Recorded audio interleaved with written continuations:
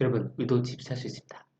안녕하세요. 부동산 사기당했던 경입니다. 네, 일요일에 한번 뉴스 볼게요. 자, 미국 빅스텝의 기준금리 인상이 유력하다. 불시 집힌 서울 집값 다시 냉각이 되나? 뭐 하는 내용을 볼게요. 자, 갈수록 빨라지는 금리 인상 속보, 물가 책무 한은도 추가 인상 뚜렷하죠. 7%, 8%대 대출금리 땐 실수요 추격 매수가 불가해서 현금 부자 거래만 유지하겠다. 뭐 이런 내용이 있습니다.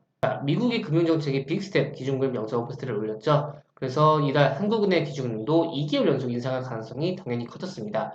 이에 따라 시중은행의 대출금리가 7%, 8% 가까이 상승해서 내 집 마련을 꿈꾸는 실수요층의 관망세는 정부의 규제 완화에도 불구하고 더욱 짙을 전망이다. 페드는 지난 4일에 FOMC 회의 후 기준금리를 0.25, 0.5에서 0.75에서 0.1%로 0.5% 올렸죠. 단숨에 올린 빅스텝은 22년 만에 처음이라고 합니다. 주요 선진국의 상황도 비슷하다고 하네요. 유럽은 3분기 자산 매입 프로그램이 종료돼서 연내 금리 인상 가능성이 크다고 합니다.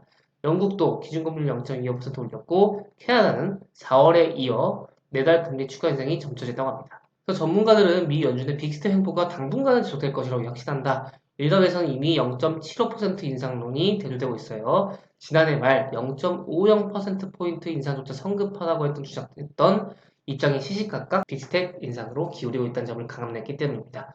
이미 10% 가까이 근접한 물가 상승 추이가 이어질 경우에는 이 같은 추세는 더욱 뚜렷해질 거란 이야기도 나오네요.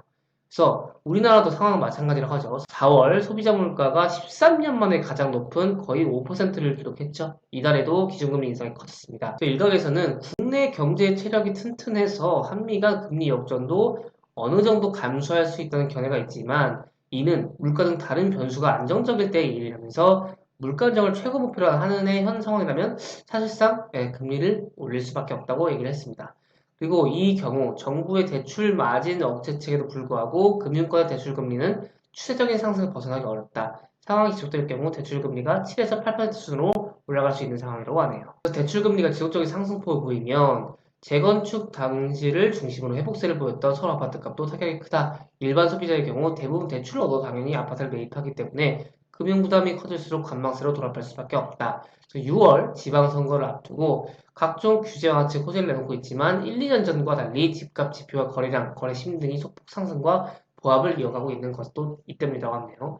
자, 문의는 많지만 실제 아파트 거래 시장은 정상화의 지표인 실소비층의 추격 매수는 크게 찾아보기 힘든 상황이라고 하면서 주택 매입은 주거 목적과 함께 중장기 투자로 보는 경향이 짙기 때문에 장기간 대출 고금리를 부담하는 상황이라면 추격 매수보다는 이제 현금 부자의 주고받기 거래만 이어질 가능성이 크다고 하네요.